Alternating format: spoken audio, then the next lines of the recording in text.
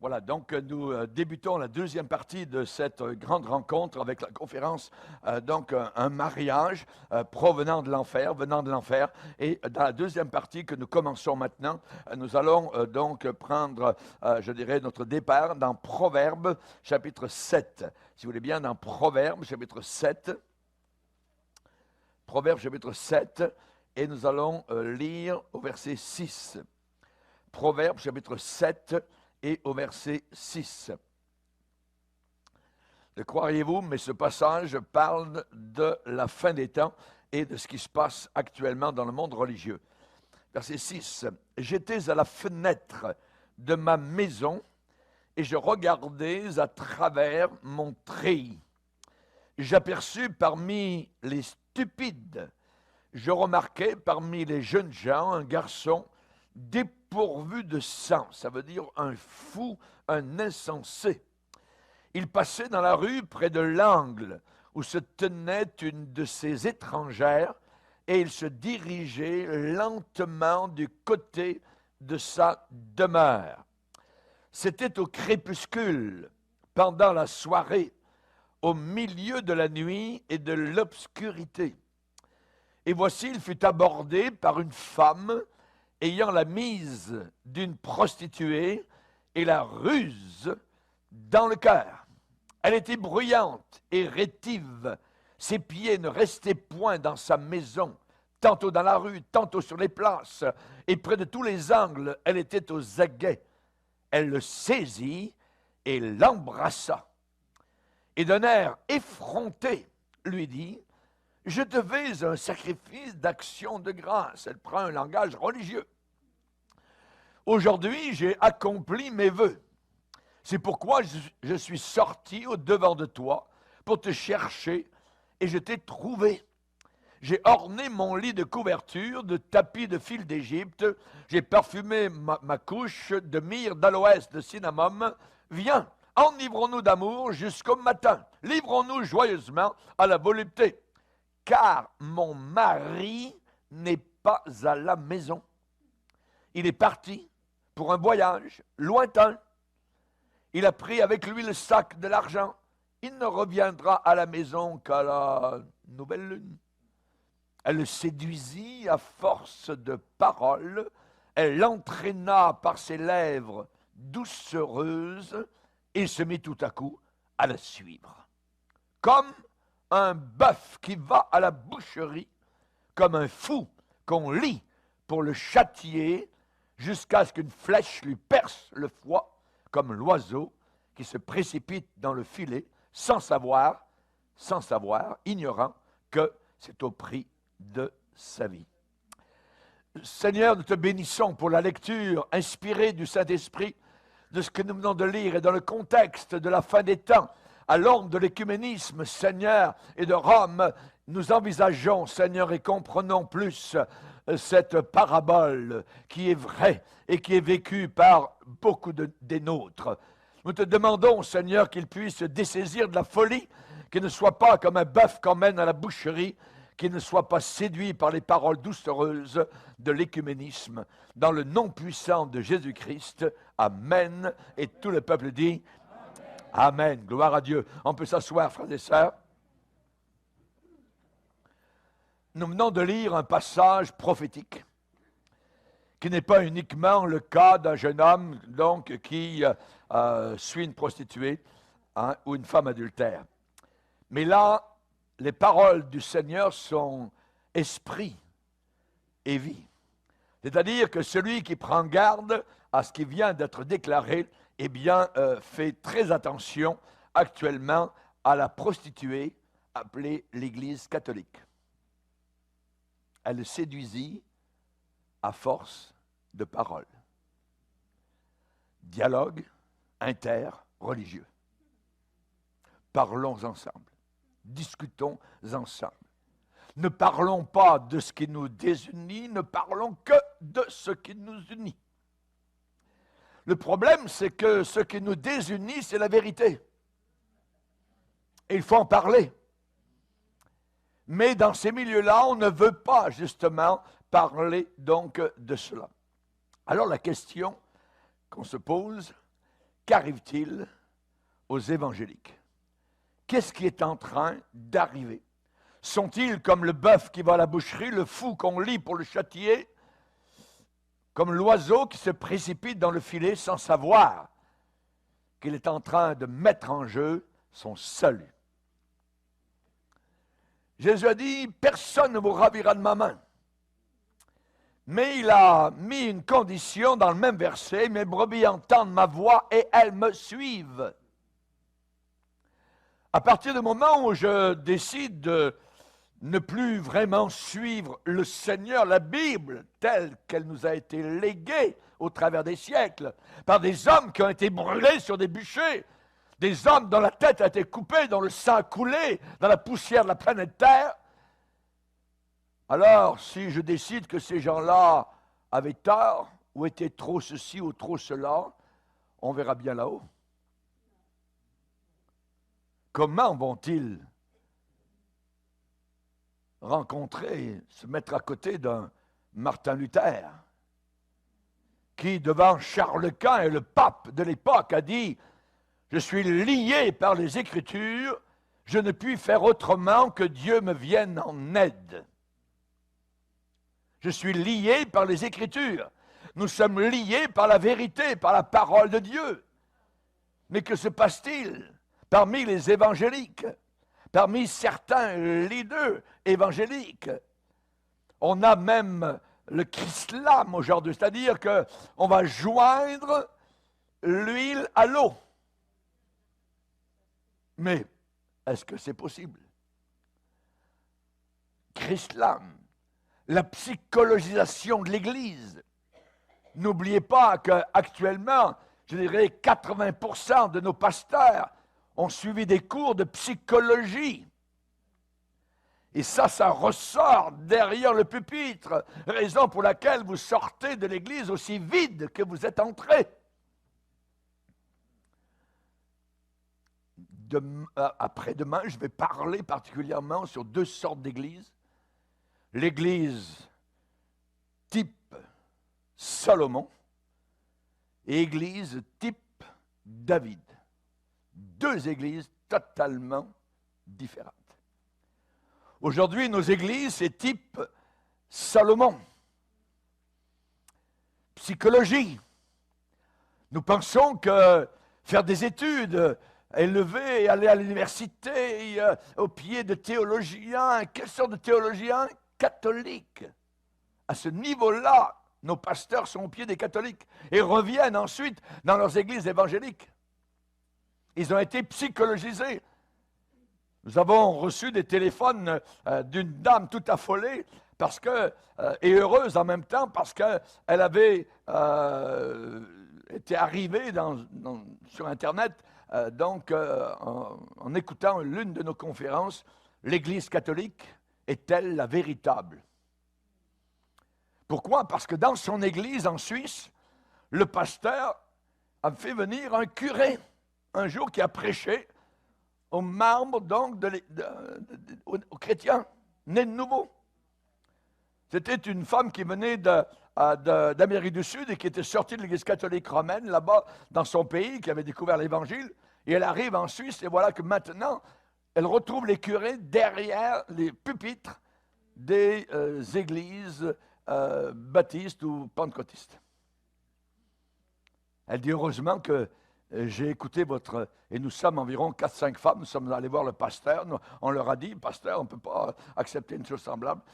Il dit, c'est moi qui dirige ici, ça se passera comme ça. Donc vous êtes obligé de sortir. On ne peut pas rester. On ne peut pas rester, c'est impossible, sinon vous vous faites infecter.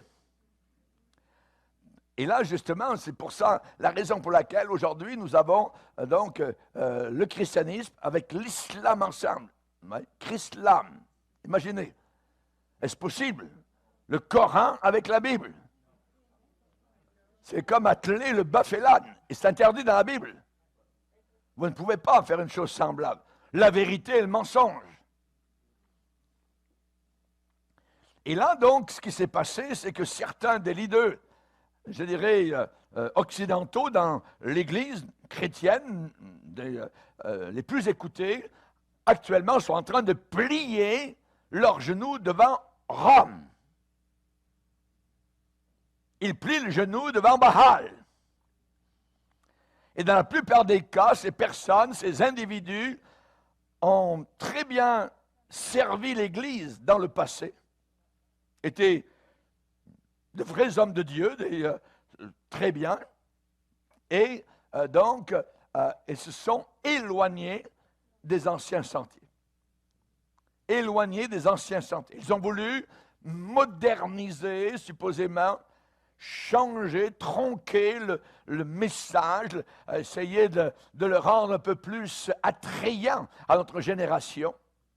Raison pour laquelle, dans nos églises aussi, eh bien, on veut essayer avec une musique terrible en décibels, le rock à l'intérieur, les danseuses en avant, le rap, le rip, le hop, le hip, tout ce que vous voulez. Donc, tout cela rentre à flot dans nos églises parce que c'est ça supposément qui fait venir les gens. On est en train, évidemment, de s'en aller vers un chemin très, très loin du Seigneur. Très, très loin. Et là, donc, on parle dans la parole de Dieu d'hommes qui se sont égarés. Ces gens-là ne sont pas les premiers. Par exemple, Balaam, il a dit qu'après avoir quitté le droit chemin, ça veut dire qu'ils étaient dans le droit chemin auparavant, mais ils l'ont quitté. Après avoir quitté le droit chemin, ils se sont égarés en suivant la voie de Balaam, qui fut repris pour sa transgression. Une ânesse muette a fait entendre une voix humaine. Donc, on voit que l'égarement n'est pas pris à la légère de la part du Seigneur, là-haut dans le ciel. Dieu voit tout ce qui se passe, évidemment, sur terre, tout a été prévu. Et là, donc, on parle de cet égarement à l'intérieur de l'Église de Jésus-Christ. Après avoir quitté le droit chemin, ils se sont égarés. Mais pasteur, j'ai toujours cru qu'une fois qu'on est sauvé, on est toujours sauvé. Vous feriez bien de lire votre Bible. Parce que vous êtes sauvé tant que vous marchez avec Dieu. La Bible dit, nous ne sommes pas de ceux qui se retirent pour se perdre. Donc, je peux me retirer pour me perdre. Je suis libre. Le Seigneur nous a laissé quelque chose qui est merveilleux, la liberté. Je suis sauvé, je suis toujours sauvé, oui, mais je veux marcher, je m'accroche au Seigneur, je lutte, je sue, j'agonise, je combats. Ce mot combat, c'est agognizo en grec, qui veut dire j'agonise pour la vérité. Et si je suis seul à suivre le Seigneur, je le suivrai, je le suivrai. Daniel a suivi le Seigneur jusque dans la fournaise ardente, jusque dans la fosse au lion. Les 3 Hébreux jusque dans la fournaise ardente. Pas de compromis. Notre éternité est en jeu. Imaginez, sur la terre, c'est quelques instants du berceau au tombeau, mais ensuite, ça ne finit plus. Ça ne finit plus. N'oubliez pas Matthieu 25. Et ceux-ci iront au châtiment éternel. Et ceux-là iront à la gloire éternelle. Les mots éternel dans les 2 cas sont les mêmes. Ça ne peut pas être éternel au ciel et pas éternel en enfer. Dans les 2 cas, c'est éternel. Donc, on est en train de jouer à la roulette russe actuellement dans l'Église. La véritable.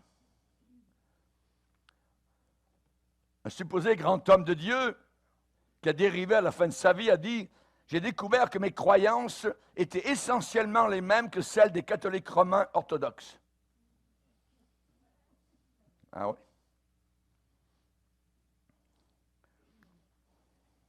Il y a une association qui a édité, une chrétienne qui a édité un livre. Ce livre a été refait en enlevant des passages qui montraient l'Église catholique en train de tuer des centaines de milliers de personnes. On a réédité le livre, mais en enlevant cela. On ne dit plus la vérité. On la cache. Par exemple, voici, je vais vous dire ce qu'ils ont ôté de ce livre. Les Albigeois vivaient dans le sud de la France à l'époque. Les Albigeois, dans le coin de la ville de Albi, les Albigeois prêchaient contre les immoralités de la prêtrise catholique, contre les statuts, et s'opposèrent aux déclarations de l'Église de Rome et utilisèrent beaucoup la parole de Dieu. Ils se sont opposés au pèlerinage et à l'adoration des saints. C'est tout ce qui a été enlevé. Ils ont enlevé plus que ça. Vers 1167, ils avaient converti possiblement une majorité de la population du sud de la France, les Albigeois.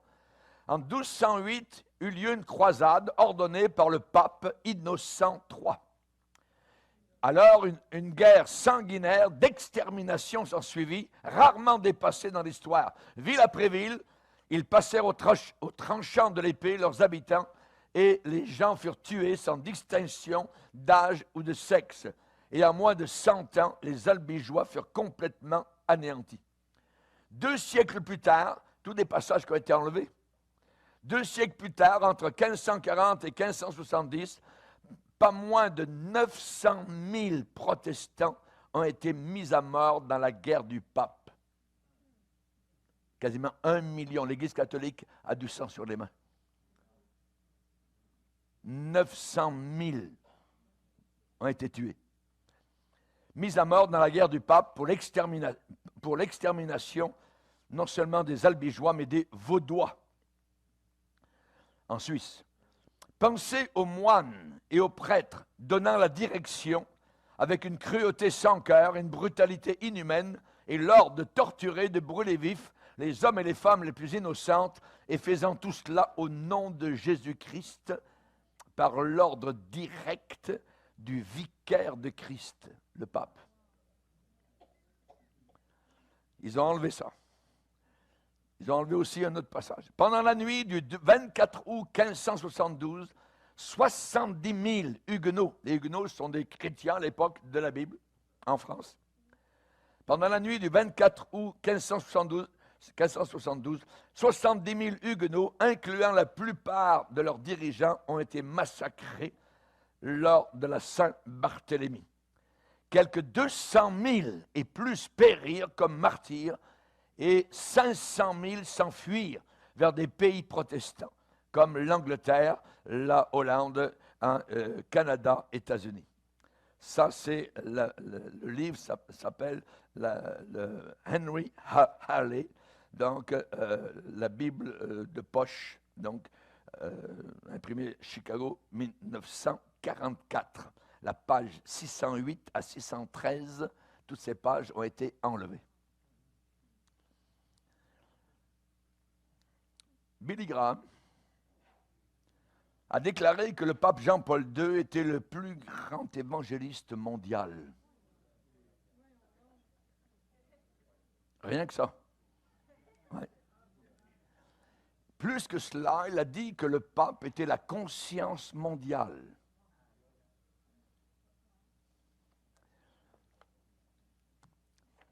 À la fin de sa vie, il n'allait nulle part sans que l'Église catholique soit présente partout. Dans les stades, c'était les curés, les évêques, les sœurs catholiques qui étaient les conseillers, les conseillères quand les gens s'avançaient pour donner leur vie à Jésus. Et ensuite, Billy Graham disait, « Dimanche prochain, retournez à votre église. Dimanche prochain, retournez à votre synagogue, vous les Juifs. » Un homme acheté. Parce qu'un jour, il a rencontré le pape. Et le pape a vu en cet homme, qui a fait beaucoup de bien, qui gagnait des âmes au Seigneur, un danger. Et à Rome, il était invité, il a reçu des prix d'université, ainsi de suite. Et un jour, il était face à face avec le pape, et le pape l'a pris par le collet de la chemise, et il lui a dit, « Billy, nous sommes frères. »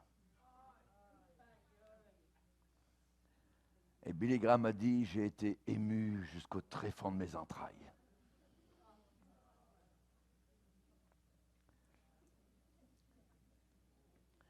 C'est ce qui se passe.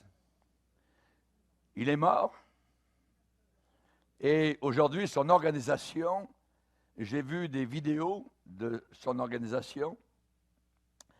Et on voit, par exemple, on l'entend prêcher la bonne parole, c'est ce qu'il dit était correct. Et en même temps, l'image qui passe sur l'écran, c'est un curé qui rentre dans une église avec, il porte le crucifix et avec des enfants de chœur qui s'en vont vers l'autel. Ce qui veut dire que cette organisation est totalement corrompue. Totalement corrompue. Vous connaissez la TBN, Trinity Broadcasting Network, donc qui diffuse dans le monde entier.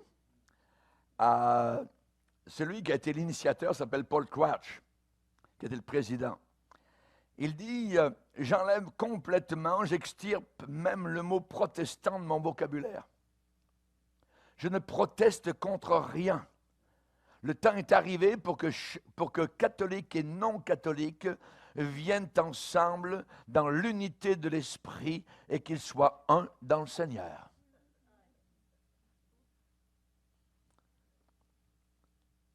C'est ce qui arrive. Nos pères dans la foi, dans les siècles passés, s'appelaient des protestants. Ça vient d'où ça? Ça vient du mot, du verbe protester. On proteste contre quoi? Contre qui? Contre l'Église catholique, qui est fausse, qui dit des erreurs, qui donne des faux espoirs aux gens. Vous n'irez pas en enfer, madame, mais vous irez au purgatoire. Le Seigneur vous aime beaucoup. Avec mon épouse, nous avons vu des gens mourir, des catholiques mourir.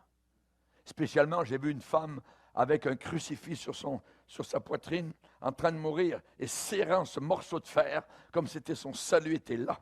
On lui dit, madame, non, non, arrêtez de serrer ça. Hein? Remettez-vous-en. Non, c'est mon crucifix. Ma femme a été hospitalisée à Edmundston, où nous étions pasteurs à une époque, pendant 5 ans au Nouveau-Brunswick, et elle était malade, elle a dû être hospitalisée. C'était une grande salle commune, avec à peu près une dizaine de personnes, et il y en avait une dame, un soir, qui était en train de mourir. Et elle avait autour de son cou un paquet de médailles. Ça cliquetait, c'était un collier de médailles. Il y avait Sainte-Thérèse, Sainte-Marie, il y avait un certain nombre de Padoue, le Padre Pio, il y avait tout ce que vous voulez. Voyez. Et elle est en train de gémir le soir, au coucher. Et le matin, il n'y avait plus aucun son.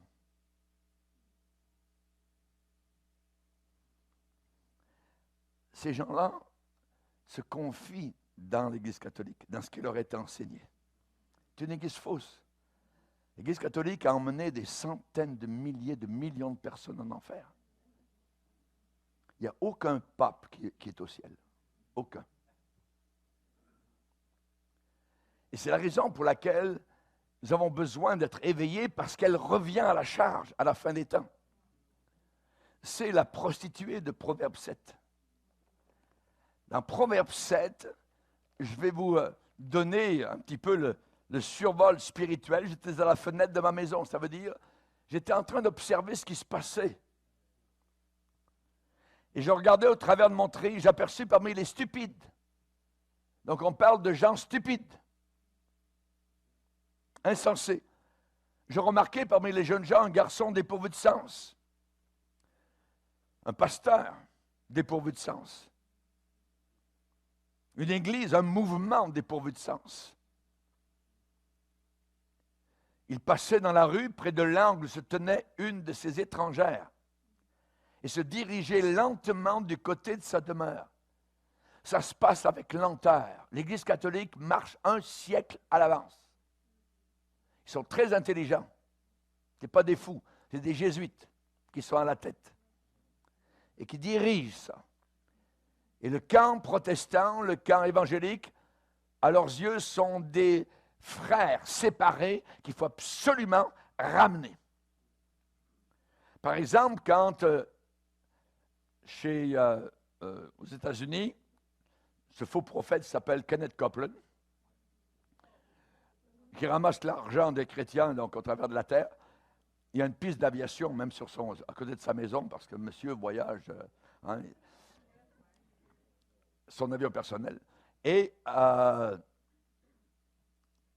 jour, il a rassemblé tous les pasteurs de son mouvement. Il y en avait à peu près 400, 500. Et sur grand écran, le pape leur a parlé. Le pape leur a parlé à tous ces pasteurs. Et le pape était en train de dire, vous savez, moi, comme chef de l'Église catholique, je suis triste.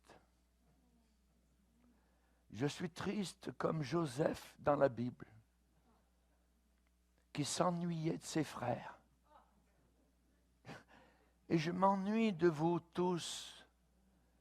Et nous devons maintenant revenir ensemble et oublier nos différends et la réforme. Oublier la Bible, ainsi de suite. Donc, et quand le pape a eu fini de parler, vous savez ce qui est arrivé? Tous ces pasteurs-là, 500 pasteurs, sont mis debout, sont mis à applaudir. C'était merveilleux, c'était formidable, tous exaltés. Proverbe 7. Il se dirigeait lentement du côté de sa demeure. Le camp évangélique s'avance lentement du côté de la demeure de Rome, de la grande prostituée. Lentement. Ça se passe sur des décennies. Ça se passe sur 20 ans, 30 ans, 50 ans. Mais ça se passe. Il s'avance lentement du côté de la demeure de la prostituée. C'était au crépuscule. Nous sommes au crépuscule. Et au crépuscule, vous ne voyez plus trop les différences. Parce que c'est sombre, ça s'en vient un peu. On ne voit plus le soleil est en train de se coucher. Oui, c'est encore rouge un peu là-bas, mais on voit moins les formes. La vérité est plus nette comme elle était auparavant. Nous avions des pasteurs qui prêchaient, qui, avec je dirais, le tonnerre de Dieu, on savait où était la vérité, où était l'erreur. C'était clair, net, voyez, noir, blanc. Mais au crépuscule, c'est plus la même chose.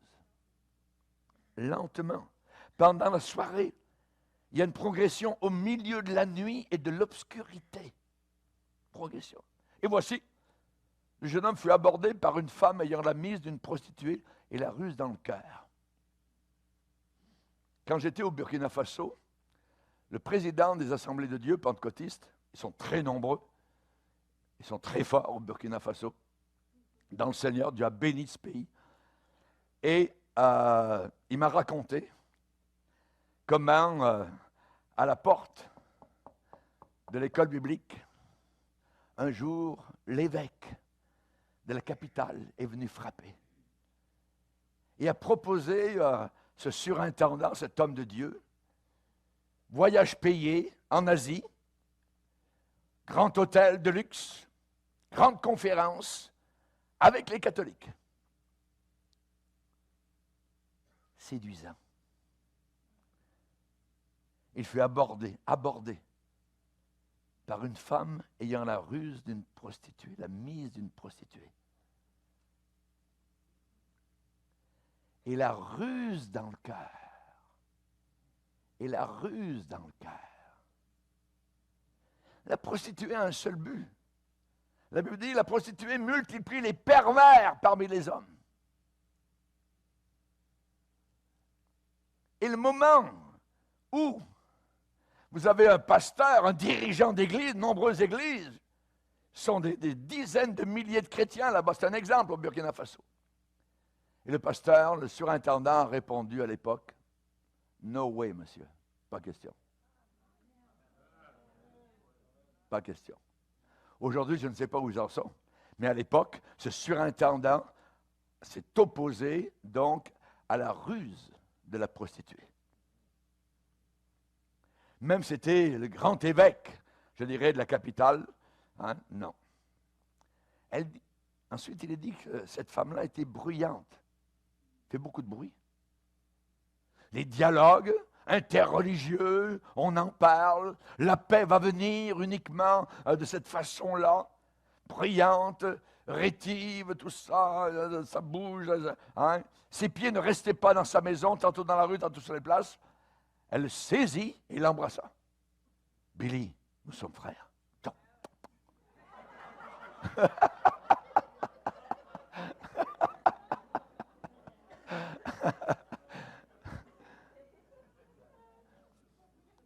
Et d'un air effronté, lui dit, je devais un sacrifice d'action de grâce, aujourd'hui j'ai accompli mes vœux.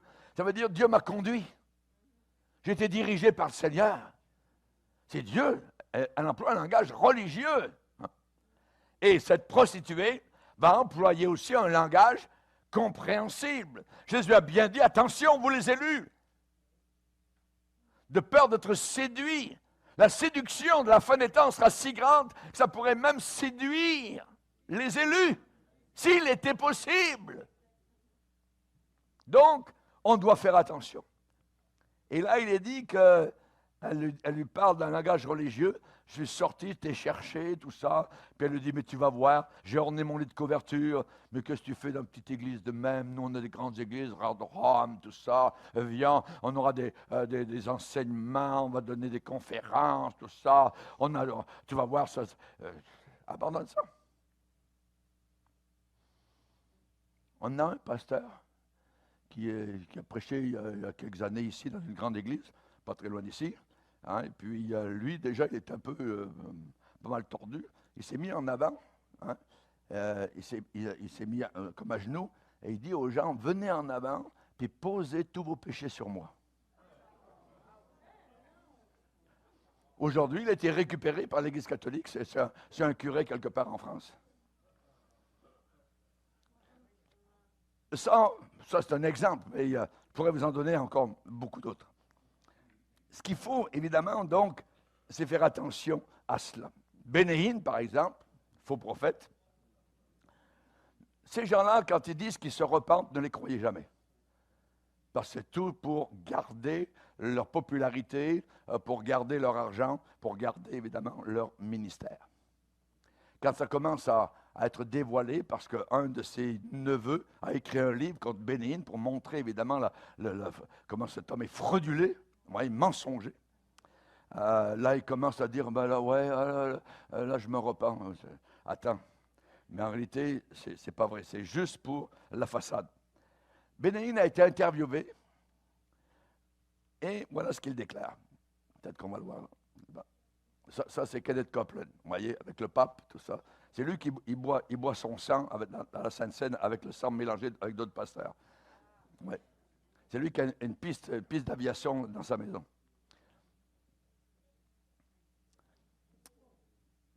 Donc, ce qu'on essaye de faire, évidemment, donc, c'est de fermer la bouche de certains qui parlent trop, comme moi. Mais jusqu'à présent, on a pu parler, vous voyez, parce que moi, je suis sous mandat céleste. Le Seigneur dit, parle et ne te tais pas. Hein? Alléluia. Amen. Gloire à Dieu. Merci Seigneur. Ça, c'est Bénéine, vous voyez. Donc, avec le président de TBN tout à l'heure, donc lui, il ne veut pas envoyer le mot protestant. Celui qui est habillé en blanc, là. Lui, il a dit, j'ai banni le mot protestant de mon vocabulaire. Je ne proteste contre rien. Hein. Bénéine a été interviewé, donc, et il dit, la façon avec laquelle j'ai été élevé, évidemment, c'est à la façon catholique. Il dit, je suis allé dans une école catholique à Jaffa, en Israël. J'ai donc ma mentalité à la base qui est une mentalité catholique. Donc, et c'est la raison pour laquelle, quand il est à la télévision, tout ça, hein, il y a toujours la photo du pape quelque part au-dessus de lui. Hein. Et quand il est allé à Rome, tout ça, dans un stade, il a voulu prêcher donc à la foule et il a parlé en bien du pape. Et tous les musiciens qui étaient là sur le stage sont tous descendus, sont tous partis. Merci Seigneur. Ouais. Mais on voit qu'il y a une bataille. Il y a une bataille. Hein. Et là, ce que nous avons, évidemment, c'est que ceux qui embarquent dans ça, eh bien, c'est comme le baiser du serpent. Amen. c'est comme, évidemment, donc, toutes sortes de bébelles catholiques, d'eau, d'huile, tout ça. Il y a des gens dans les églises qui arrivent avec des bouteilles d'huile. Il y en a qui crachent sur les gens, il y en a qui les font tomber. Il y en a qui les font ramper par terre, puis manger de l'herbe à l'extérieur. Au nom du Seigneur, n'importe quoi, c'est abominable. Ça, c'est Béline, vous voyez. Il est habillé un peu comme un curé catholique, vous voyez, ouais. Ça, c'est le baiser du serpent. C'est très dangereux, vous voyez. C'est un amalgame, donc, de divergence, tout ça, c'est le baiser de la mort. Hein. Par exemple, il y en a un qui s'appelait Maurice Cerullo, donc, qui est très connu au Nigeria, en Afrique. Donc, il est très, très souvent. Et lui, il déclare que nous sommes des petits dieux. Si dans votre église, le pasteur dit et enseigne que vous êtes des petits dieux, voyez, sortez de là. Sortez de là, c'est très dangereux parce qu'il a embarqué dans toute cette gamique, c'est lui, Maurice Cerullo.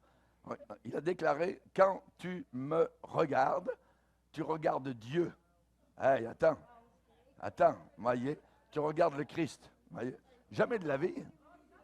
Ça, c'est Maurice Cerullo. Ça, c'est un évangéliste, donc, de prospérité aussi encore. Hein. Vous avez évidemment un autre que vous connaissez tous, donc c'est Joel Osteen, avec son fameux sourire. Voyez, ça, c'est l'évangile psychologique, l'évangile du moi, hein, l'estime de soi. C'est un nouvel évangile qui est entré, donc, dans l'Église de Dieu depuis quelques années. Et là, évidemment, donc, on a des problèmes, tout cela, vis-à-vis de tous ces gens-là. Pourquoi? Parce que l'Église catholique ne dérogera jamais vis-à-vis de la mariolâtrie. Marie, la reine du ciel, Marie, la médiatrice entre Dieu et les hommes, hein, Sainte Marie, mère de Dieu. Imaginez, Dieu a une mère, le grand créateur, qui n'a jamais eu de commencement, il a une mère. Voyez? Alors, les catholiques, on leur dit, c'est mieux de passer par maman au lieu d'aller voir directement le papa. Voyez? Donc, on est en train de diminuer donc, notre Seigneur. Alors, l'Évangile, tel qu'enseigné par le catholicisme romain, eh bien, c'est quelque chose, je dirais, d'assez terrible. Pourquoi? Parce que ce sont les eaux du baptême qui vous sauvent. Hein. Si vous avez été baptisé donc sur les fonds baptismaux catholiques, vous allez au ciel. Hein. Moi, j'ai parlé à l'époque, dans le mouvement charismatique à Sherbrooke, avec le pasteur, le curé Paul Rogimbal, certains on connaissent, il est décédé maintenant. Et donc, lui, il allait partout dans le Québec à l'époque où le charismatique était très, très fort. Et je lui ai posé la question, justement, à Sherbrooke, je dis, d'après vous, comment vous avez été sauvé? Pouvez-vous me dire comment vous avez été sauvé? Quand? Hein? Il m'a dit, j'ai toujours été sauvé depuis que j'étais baptisé bébé. C'est ça qui m'a sauvé. Alors, vous voyez, le genre de bonhomme qui a enseigné au Québec, mélangé avec les pentecôtistes, le baptême de Saint-Esprit, tout ça. Donc, c'était une vraie sauce vinaigrette. Hein. Donc, alors, l'Évangile tel qu'enseigné par l'Église catholique, eh bien, on voit que je dirais, ce qu'il faut savoir, c'est que le fait de proclamer que le pape est infaillible dans ses dogmes, lorsqu'il donne un dogme, voyez, une direction, il est infaillible. Ça veut dire qu'il ne commet aucune erreur.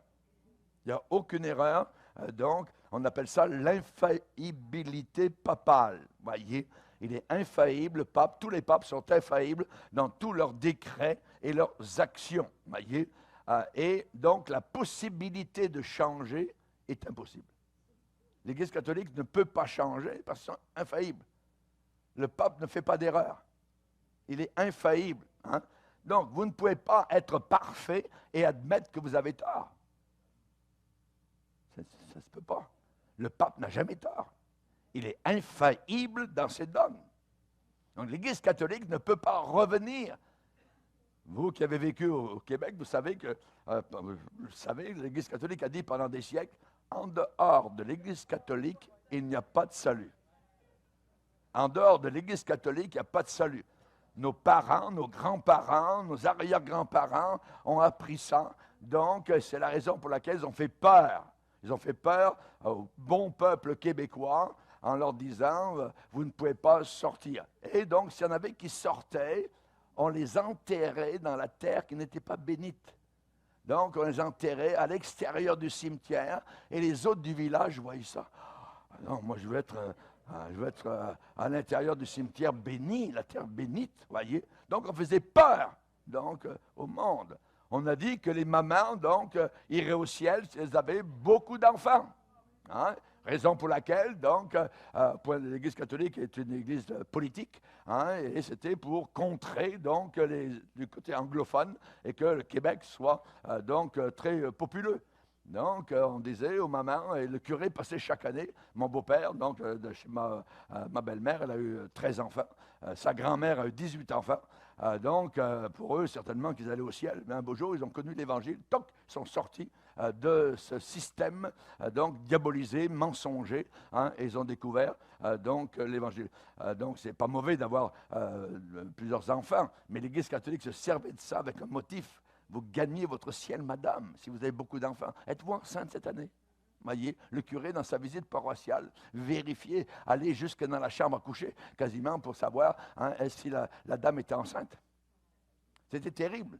Mais c'était un joug, voyez, qui était posé par cette Église abominable.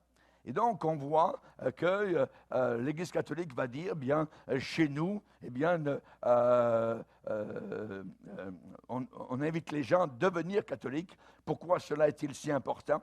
Eh bien, donc, ils disent tout d'abord, nous avons les 7 sacrements. Hein, l'Église catholique a tous les 7, hein, les autres ne les ont pas.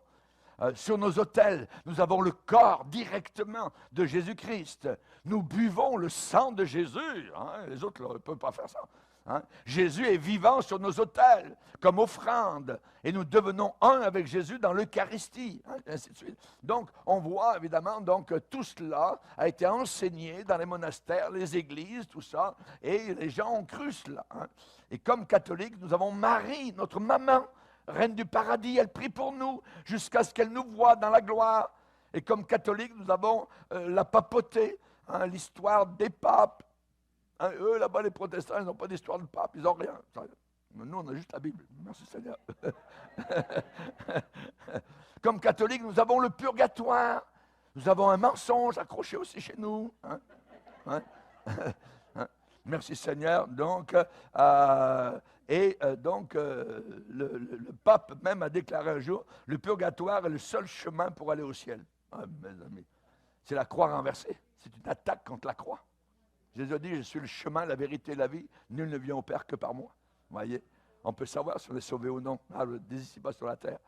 Alors, ce que nous avons maintenant, eh bien, on a des choses qui se passent, particulièrement vis-à-vis de la fameuse maison d'Abraham, où le pape, il y a environ un an, le 16 février 2023, aux Émirats arabes unis, a inauguré la maison de la famille d'Abraham. Et là, vous avez 3 maisons. Vous avez un temple catholique, à peu près identique les 3, un temple juif, et vous avez donc un temple islamique. Et les catholiques n'ont pas le droit de mettre la croix sur leur bâtiment. Donc, juste ça. Hein. Alors, mais le pape est allé inaugurer ce qu'ils appellent la maison de la famille d'Abraham. Donc, c'est ouvert aux fidèles juifs, catholiques et musulmans.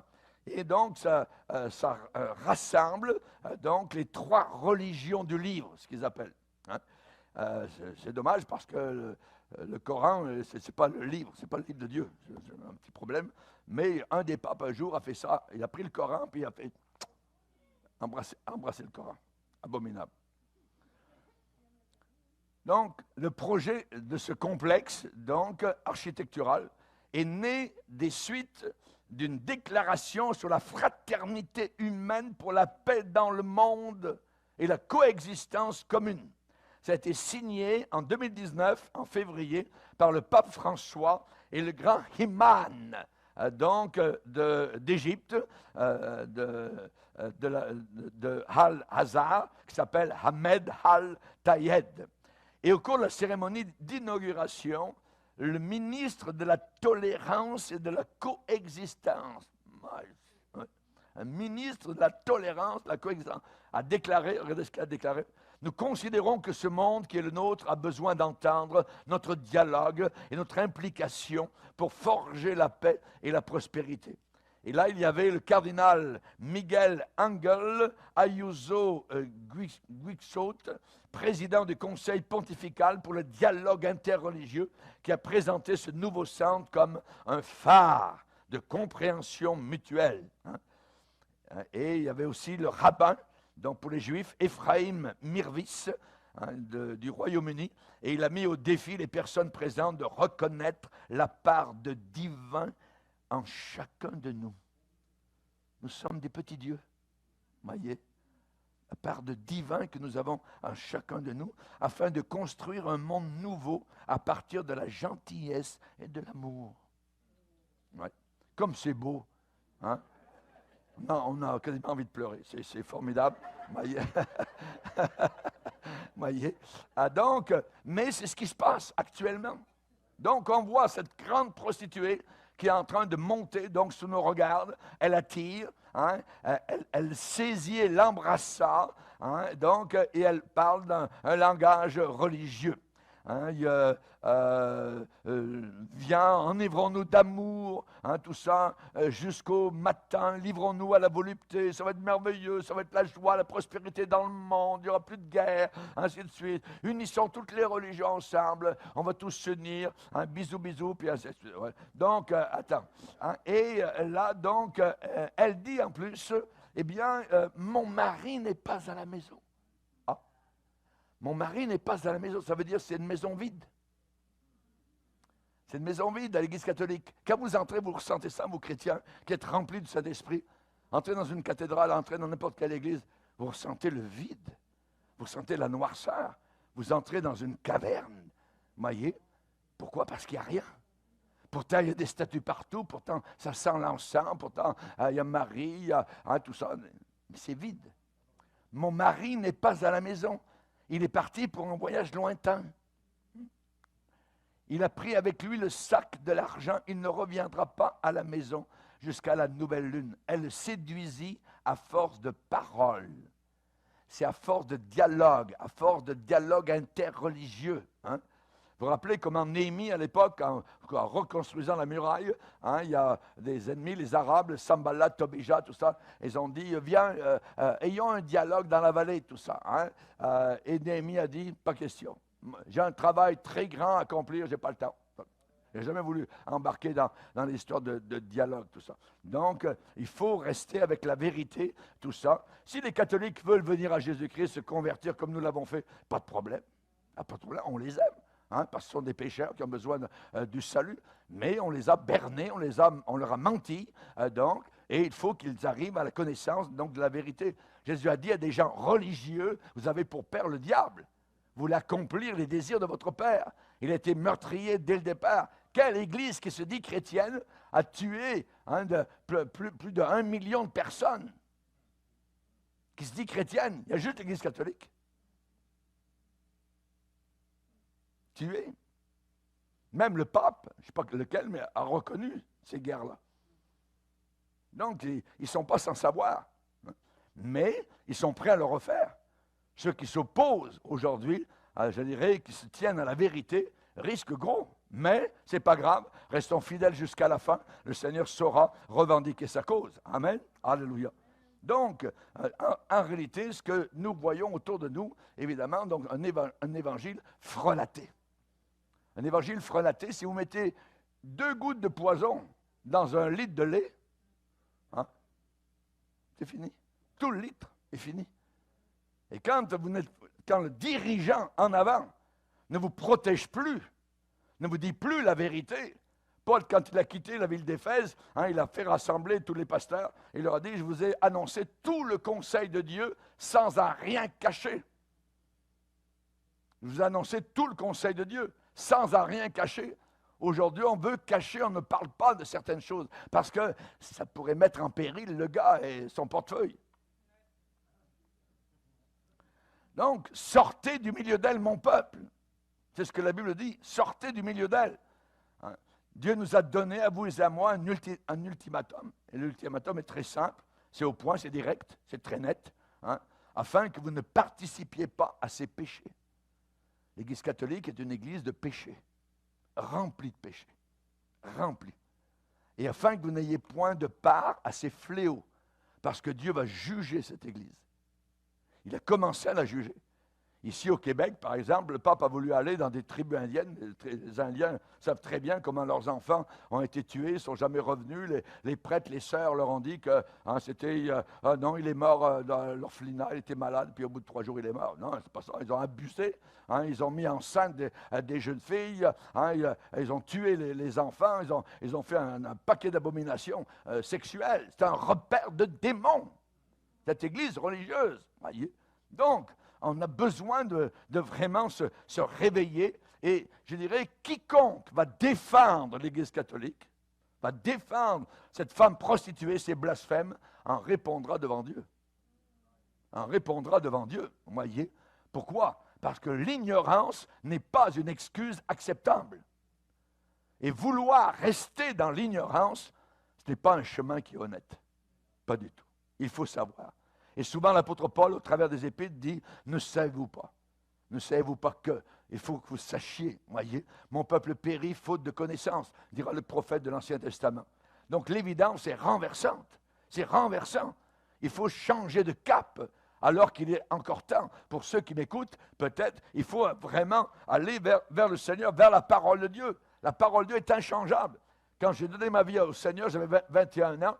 Eh bien, je me suis dit, voilà quelque chose qui ne changera jamais, quelque chose de solide. Et là, je place toute ma vie, donc, sur ce livre-là.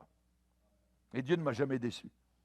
La foi dans le sang de Jésus-Christ, le salut, la rédemption, un message bien clair, voyez. Jésus a pourvu une œuvre finie, accomplie, achevée dans le salut. Donc, vous savez que quand Jésus est mort sur la croix, qu'est-ce qui s'est passé? Eh bien, au moment même où Jésus a baissé le menton, à quelque distance, dans le temple, le voile s'est déchiré de haut en bas.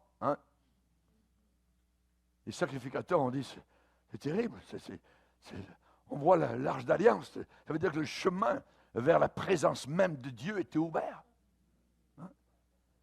Qu'est-ce qu'ont fait les sacrificateurs?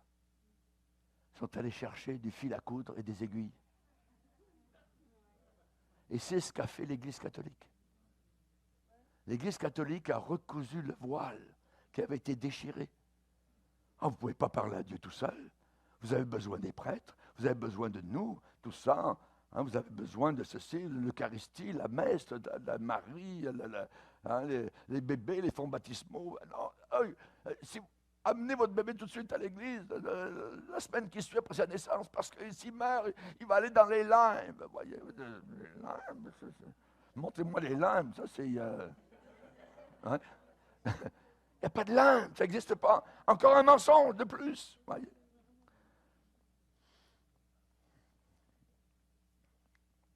On a dit que les papes Benoît, le pape Jean-Paul II, le pape François ont été les papes les plus prophétiques de l'histoire catholique.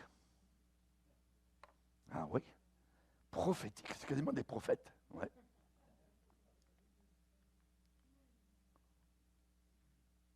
Attention, manipulation. Premièrement, qu'est-ce qu'ils ont fait?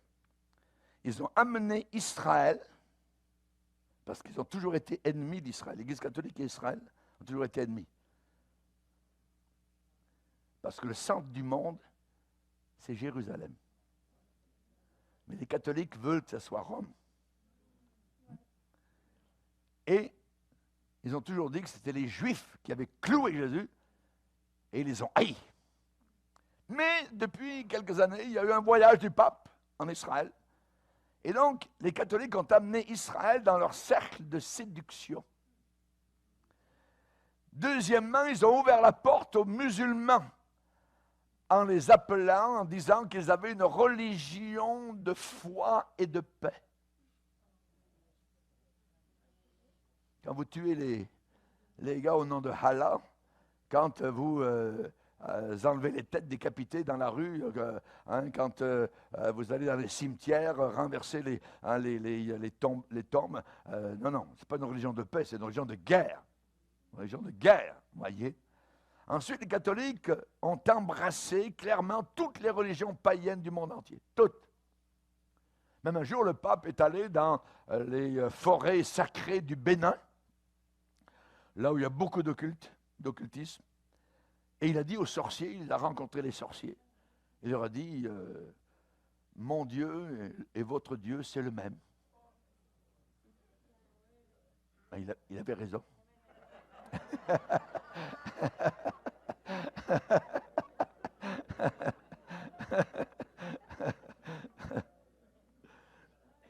Ils ont élevé toutes les religions du monde, voyez, donc disant que c'est le seul instrument pour avoir la paix sur la terre.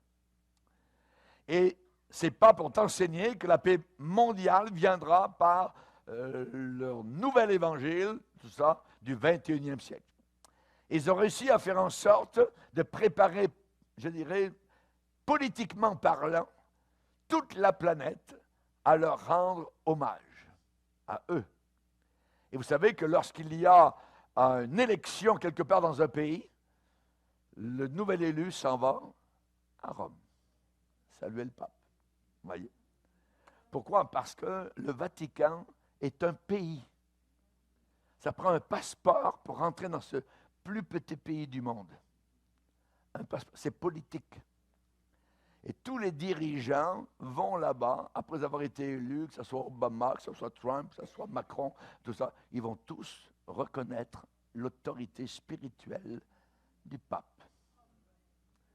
Regardez, on va lire un passage dans Apocalypse 17.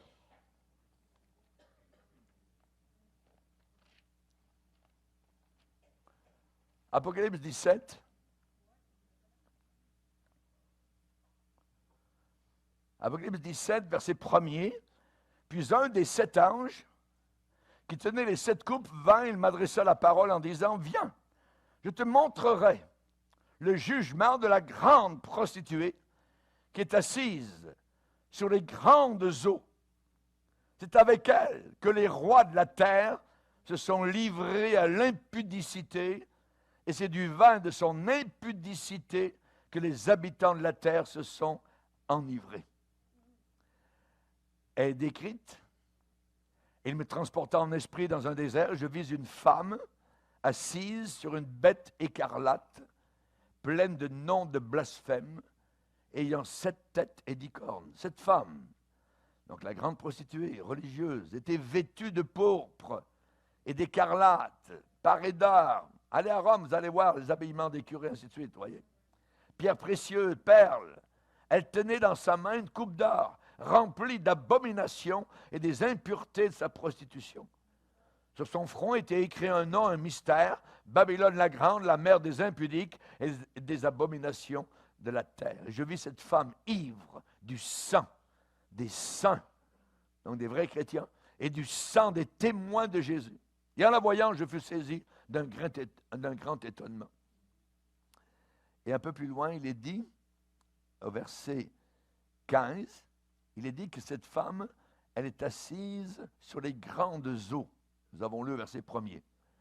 Et le verset 15, il est dit, elle me dit, les eaux que tu as vues, sur lesquelles la prostituée est assise, ce sont des peuples, des foules, des nations et des langues. Elle règne sur la planète Terre. Rome. Ce que nous voyons, c'est que soudainement, Rome va devenir le centre de l'univers. Et il sera pour les jours à venir, pendant les 7 années d'enfer qui arrivent bientôt sur la terre, après l'enlèvement de l'Église sur les nuages, à la rencontre du Seigneur dans les airs. Et les églises qui seront restées, les dénominations, les mouvements religieux, je dirais, ont totalement succombé au système de la religion romaine. Raison pour laquelle dialogue donc interreligieux.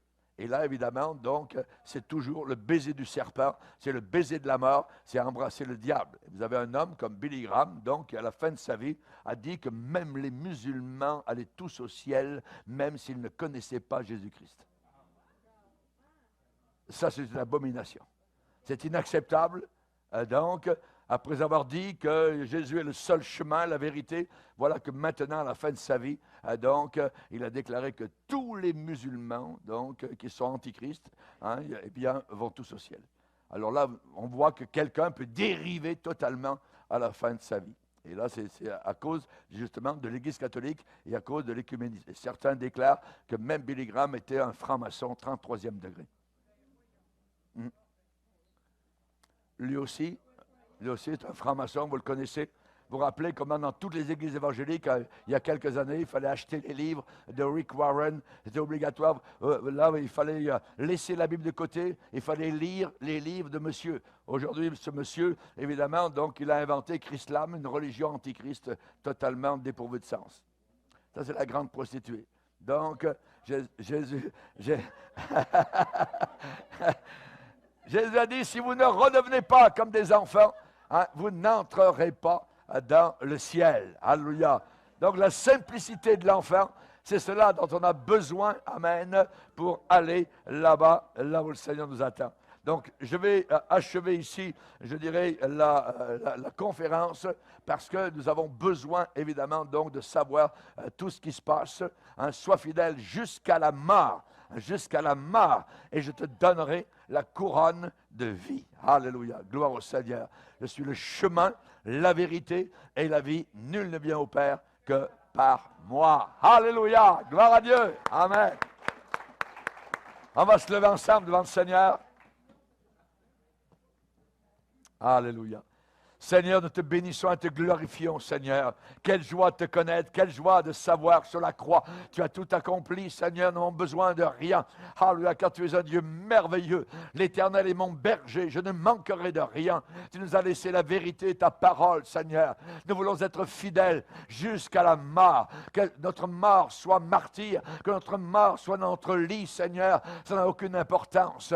C'est jusqu'au bout du chemin que nous voulons, Seigneur, être fidèles. Merci, mon Sauveur, pour nos frères et nos sœurs qui combattent le bon combat de la foi jusqu'à la fin. Dans le nom puissant de Jésus, nous te le demandons. Amen. Et tout le peuple dit Amen. Gloire à Dieu. Dieu bénisse. Amen. Bon retour à la maison. Amen. Gloire à Dieu.